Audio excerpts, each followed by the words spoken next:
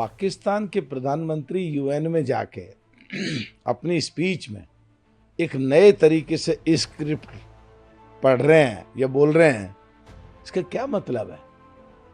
Justify कर रहे हैं कि उग्रवाद को सपोर्ट नहीं करते। और पूरे वर्ल्ड ने देखा है, तुमने पूरे वर्ल्ड में घूम घूम करके बताया है, हम यहाँ मारे, हम यहाँ मारे, हम यहाँ मारे, उनमें सब उग्रवादियों के ही ठिकाने थे। तो अब क्या कहना चाहते हो?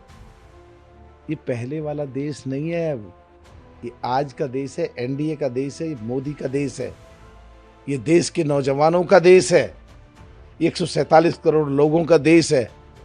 ऐसी नापाक हरकत करोगे जो पीछे करा था, फिर घुस के मारेंगे। अगर युद्ध से संबंधित है और आर्थिक स्थिति संबंधित है, तुम्हारी खाने खराब हो रखी है, हम वर्ल्ड की चौथी अर्थव्यवस्था है। अगर खेल से संबंधित है तो 2 बार पीछे हराए हो, तीसरी बार फिर हराएंगे एशिया के फाइनल कप में। और अगर तुम ये बात करोगे बातचीत करने की, तो ये घड़ियालू आंसू, ये नकली बातें बंद करो। अपने देश से सारे उग्रवाद के ठिकानों को बाहर निकालो, अपने आप सब ठीक हो जाएगा, अपने आप बातचीत चालू हो जाएगी।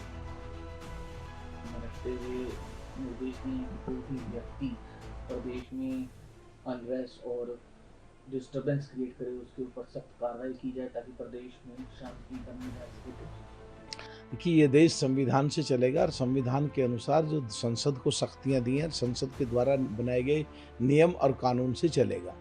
तो सो कॉल्ड इंडिया गठबंधन की सबसे बड़ी पार्टी कांग्रेस और उसकी साथी इतने डर गए एनडीए से, इतने डर गए मोदी से, कि वो मोदी और एनडीए की खिलाफत करते करते वहाँ तक पहुँच जाते हैं कि देश की खिलाफत और देश की जनता की खिलाफत करने को उतारू हो जाते हैं। तो आजकल वो जो उकसाने का काम कर रहे हैं त्योहारों पर, तो उसके लिए कहा गया है कि अगर कोई भी नियम और कानून तोड़ेगा तो उसके खिलाफ सख्ती से कार्रवाई की जाएगी। जो बयान सामने आया है कि चाहे वो मणिपुर हो या लद्दाख हो, एनडीए का जो गठबंधन है या फिर सो कॉल्ड बीजेपी देश में लोगों को डिवाइड करने लगती है। देखिए, जयराम रमेश जी क्या बोलते हैं, छोड़ो उनकी बात।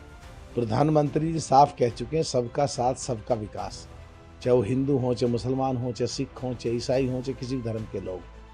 उधर से आरएसएस की मुखिया मोहन भागवत जी कह चुके हैं कि इस्लाम के लोगों के बगैर ये देश नहीं हो सकता, और रहेंगे ही रहेंगे।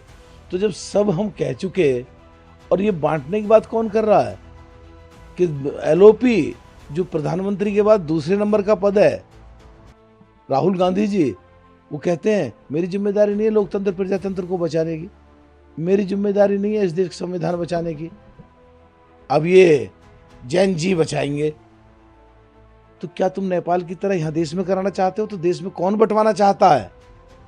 अरे देश इतना तरक्की कर रहा है, चौथे नंबर पे खड़े हैं हम, जो 2040 तक पहुंचने थे, और पहले वाला देश नहीं है। अब पाकिस्तान ने कुछ करा तो अंदर घुस के मारे। खेल में भी पाकिस्तान की टीम को रौंद के रगड़ करके रख देते हैं, 2 बार हराया, तीसरी बार फिर हराएंगे। तो कौन कर रहा देश में बांटने की बात? जयराम रमेश खुद गिरेबान में झांके और खुद सोचने कि वो क्या बोल रहे हैं।